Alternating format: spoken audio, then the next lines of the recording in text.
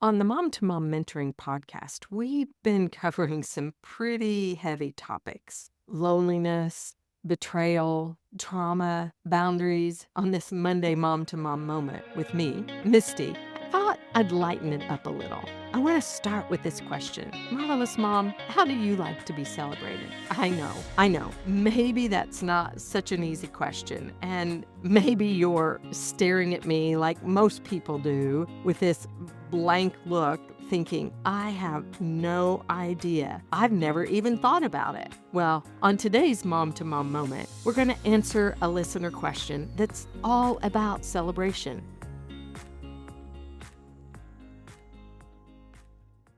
She asks, how do you celebrate successes and milestones along the way as a family? She dives a little deeper and goes on to say, what should celebration look like for my family? What are ways that I can celebrate, and what should I celebrate? This question really excites me because if you haven't discovered by now, I've been given the title Celebration Coach by those who know me well. I find celebration to be a very important part of life. Perhaps it comes from a childhood where I did not feel seen, where I did not feel heard, where I didn't have a voice. And the act of being celebrated conveys love to me. It's how my love bucket gets filled up. Now, one thing that has been surprising to me in the last 4 or 5 years of my life has been not everyone likes to celebrate like I do. I know, shocking, isn't it? Give me a room full of balloons, confetti cannons, maybe shoot off a few fireworks, and I am a happy camper. However, I have married someone who, while he loves to be celebrated, the expression of that celebration looks extremely different. He does not like to have attention called to himself. He does not want to be center stage and have everyone look at him and shout surprise or happy birthday. So this question about what should celebration look like in our family is a very personal question. And I would challenge you, my marvelous mom listeners, to think about that question for yourself. How do I like to be celebrated? I would like to invite you to consider asking your family, how do you like to be celebrated? And listening, perhaps even jotting down a few notes. In his book, The 5 Love Languages, Gary Chapman describes 5 ways or languages that speak love to us and to others. Knowing and understanding our family's love language will go a long way as we determine what celebration looks like. As you think about developing a rhythm of celebration into the life of your family, one thing to consider is why you want to celebrate. What is the significance of celebration to you? Because if you don't value or if you don't see the importance of celebration, it will be very difficult to engage with heartfelt joy in the act of celebration. Years ago, I discovered the power of celebration. It was a difficult season of our lives. I wanted to keep connection alive,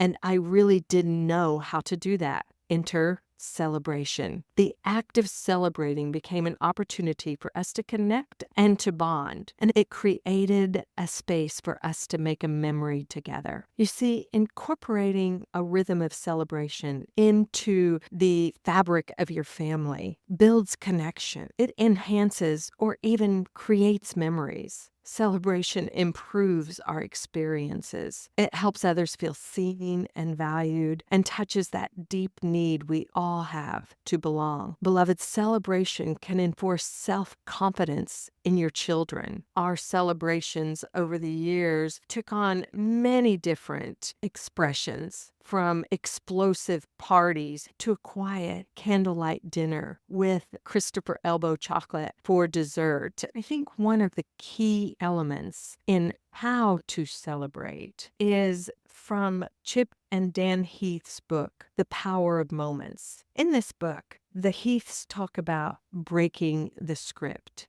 Basically, a celebration is anything that you can do as a parent to break the script of what is normal. So do something outside of the box. It might be as simple as lighting candles at dinner time to celebrate a milestone that someone achieved in the family. And it might be a popcorn party for neighborhood friends. Breaking the script takes thought and it takes intentionality. But what you can do on the forefront is develop a go-to list of ideas. Just sit down for 10 minutes and come up with an ideas list for how you might be able to break the script and create a celebratory moment for someone in your family. I have written a great blog post titled 4 Steps to Making Meaningful Memories. Now, I know we're talking about celebration, but a celebration is an opportunity to make a meaningful memory. Think about 5 or 10 years down the road. What is something that you want your children to know or something that you want them to remember? Perhaps it's these significant times of celebration, those golden threads that you've sewn in with intentionality into your family tapestry. Thanks for joining me today on this Monday Mom2Mom moment with Misty. I've had a great time talking about celebration and making memories with you. I hope your creative juices have started to flow as you think about how your family likes to be loved and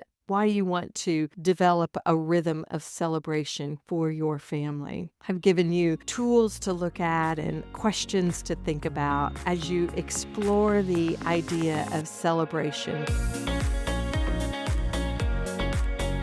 If you're enjoying these shorter segments of Mom2Mom mentoring, I would love for you to leave me a review. In addition, go to my podcast page, mom2mommentoring.com, scroll down to the bottom of the page, and leave me a voice message. I'd love to hear your thoughts, or better yet, a question that you have that I could answer on this Monday segment of Mom2Mom mentoring. Well, that's a wrap for today. I am so glad that you decided to sit with me for this Monday Mom2Mom moment with me, Misty. Until next week, keep shining bright.